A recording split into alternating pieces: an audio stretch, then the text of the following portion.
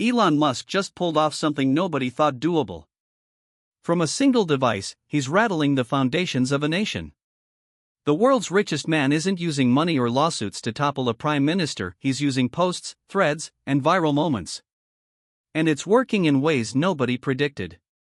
If you want the full, unfiltered account the big outlets shy away from, subscribe now, because what follows may rewrite how power works in 2025. It begins with a single, savage headline. July 29, 2025, Southport, England. 3 children left a dance class and never returned. 3 families shattered in an instant.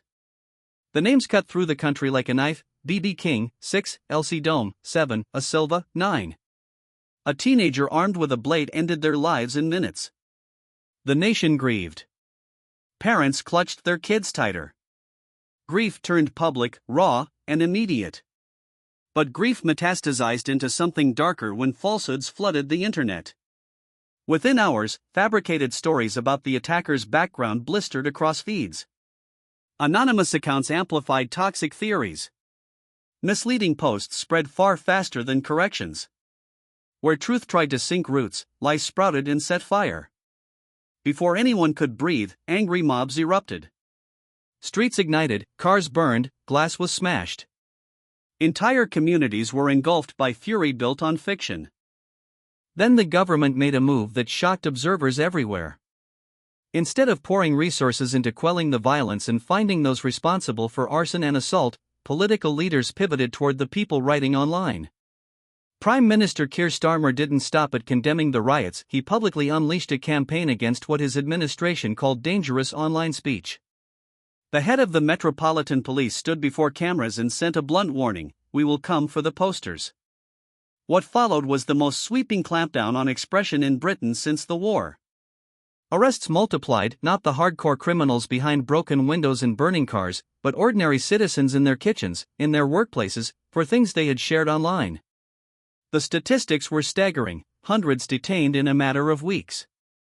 In some areas, police reports showed dozens of arrests every single day for social media posts. The national tally? Much higher than the local snapshots suggested. Take one example: Bernice Borth, a 55-year-old from Cheshire with a typical job and a family. She clicked share on a post about the Southport attacker, the same post thousands had circulated. She wasn't urging violence. She wasn't organizing rallies. She shared what she thought was news. Police raided her home, handcuffed her, and labeled her among the first to be criminally charged for spreading misinformation. Her offense: hitting the share button. Then there was James Michael, a former Royal Marine who uploaded a 13-minute plea for calm to his followers. He urged communities to stay together and de-escalate. Instead of praise, the state threatened him with 7 years behind bars, 7 years for asking people to be peaceful. At the same moment, someone convicted of grotesque child abuse received a sentence of only 18 months. The message that began to crystallize was horrifying: in this version of Britain, an offensive post could attract harsher punishment than committing physical harm. It didn't stop there. Peter Lynch, a 61-year-old grandfather, attended a protest completely nonviolent. He did not throw a stone or break a window. Yet when police moved on the crowd, he was seized, denied bail, and taken straight to custody. Within 48 hours, a man who had left his living room to speak out was in a jail cell. 2 days later he was found dead, an apparent suicide. His family says the system killed him. Advocates and lawyers called his death predictable, the inevitable result of a policy that criminalized protest and crushed the vulnerable first. For many, Peter Lynch became a symbol: the human cost of turning public squares into criminal zones. That is when Elon Musk intervened. On August 11, he dropped his first public salvo, not a measured op-ed, not a diplomatic call, but a blunt post to his platform. Soviet-level censorship, he wrote, and accused the UK of sliding into a police state under Starmer. The British response was immediate and dismissive. Ministers waved him off as a meddling foreign billionaire. They treated the message as interference and little more. That was a profound miscalculation. Because Musk didn't just possess wealth, he controlled channels. X, his communications arena, became a force multiplier. Every headline about arrests, every story of a parent dragged from their home because of a share, every case of a protester jailed for a post was suddenly amplified to hundreds of millions of users worldwide. Britain found itself in an information war against a man who literally owned the microphone. The authorities tried to push back. They accused him of lying and of stirring unrest. Some police officials even mulled over extradition, the surreal suggestion that the world's richest man could be shipped across borders to face charges for posts.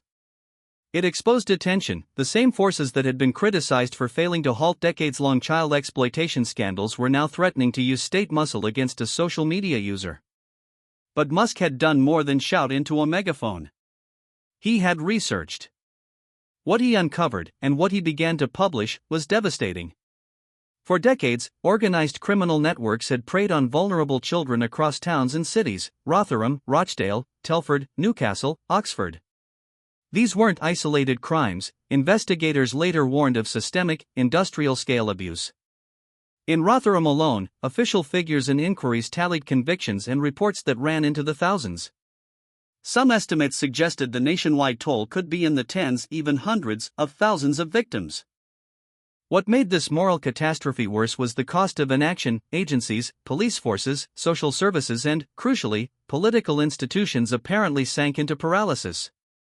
Why were so many cases dismissed or quietly shelved? According to whistleblowers and internal memos unearthed later, in many instances officials feared being accused of racial bias.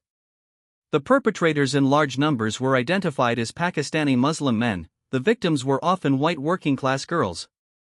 Investigations were labeled sensitive, prosecutions deemed too risky. So authorities looked away. Children were left exposed, and careers, reputations, and public trust were protected instead. And where was Keir Starmer during those critical years? From 2008 to 2013, he served at the Crown Prosecution Service as Director of Public Prosecutions, the official responsible for deciding which cases reach court. Later disclosures revealed that prosecutors treated many victims as unreliable, dismissed evidence as too complicated, and avoided prosecutions that might not secure a conviction.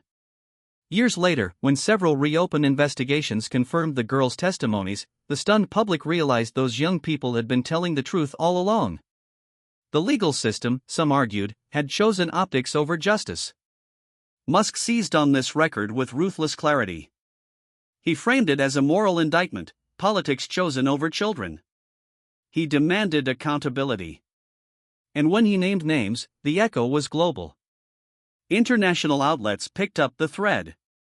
Questions that had been buried or downplayed: why were prosecutions abandoned, who made those decisions, who carried responsibility, suddenly thrummed in parliaments and newsrooms. Starmer's reaction was revealing. Instead of confronting the substance, he attacked the messenger, denouncing foreign interference, calling out Musk's motives, and attempting to delegitimize the platform.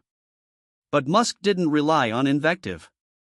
He posted documents, court files, statistics, parliamentary reports, and specific case files with dates and names. Each time the government tried to shout him down, he answered with source material. The evidence, in many cases, was hard to rebut. Then his campaign evolved. The objective shifted from public shaming to political displacement. Musk's playbook was direct: keep up a relentless stream on X exposing government failures, covertly funnel support, moral and sometimes financial, toward opposition groups like Reform UK, and leverage his proximity to powerful allies to squeeze Britain from abroad. He amplified voices of dissent, spotlighted every miscarriage of justice, and turned private tragedies into international scandals. The practical impacts were immediate. Public opinion shifted. Parties once on the fringes surged. Polls showed plunging approval for Starmer's administration. Inside Labour, whispers turned into outright concern. MPs began quietly to ask whether the hardline speech policing had gone too far. The government's attempts to paint Musk as a hostile foreign agitator failed to stick because each attack opened a new window for Musk to post documentation and first-hand accounts. This was no longer merely a domestic spat. It posed a larger question: can a sovereign government withstand sustained pressure from a global private actor who controls the dominant public square?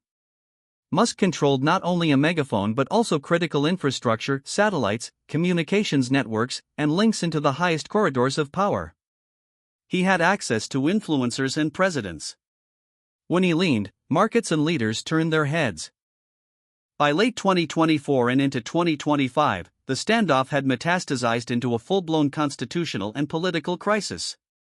Musk urged King Charles III to consider dissolving parliament and calling fresh elections, an extraordinary intervention that constitutional scholars warned could provoke a crisis not seen since the 19th century. The idea of a private citizen pushing for monarchical action to unseat an elected government seemed to many to cross a line. But the suggestion lit a global debate. When institutions fail, who, if anyone, can reset them? Across Europe and beyond, governments watched with mounting unease.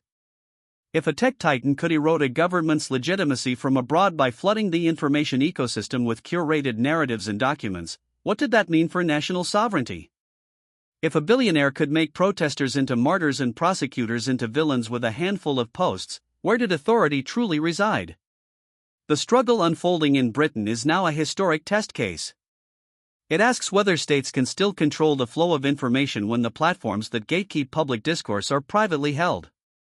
It asks whether democracies can retain legitimacy when citizens worldwide can read unvarnished accusations and evidence in real time. And it forces a question every democracy must answer: when institutions fail those they were meant to protect, who holds power to force change? On one side stands a government accused of weaponizing police power against ordinary expression while presiding over a system that once failed vulnerable children. On the other stands a private citizen with more reach than most states, a man who commands loyalty, attention, and tools that can shape markets and broadcasts in a single post. The state has coercion, the disruptor has amplification. Who wins this fight isn't yet settled. Every tweet, every leaked document, every courtroom filing, and every opinion poll nudges the balance. What's certain is that the stakes extend far beyond British shores. This conflict is drafting new rules about accountability, influence, and the boundaries of power in the digital era. So, where do you stand? Do you see the rise of a new kind of accountability, one powered by networks, not state actors, or a dangerous precedent for foreign interference and private power? Let us know your thoughts in the comments below. Don't forget to like this video, subscribe to our channel for more in-depth political commentary, and hit that notification bell so you don't miss our next deep dive into the world of power and politics. Thanks for watching.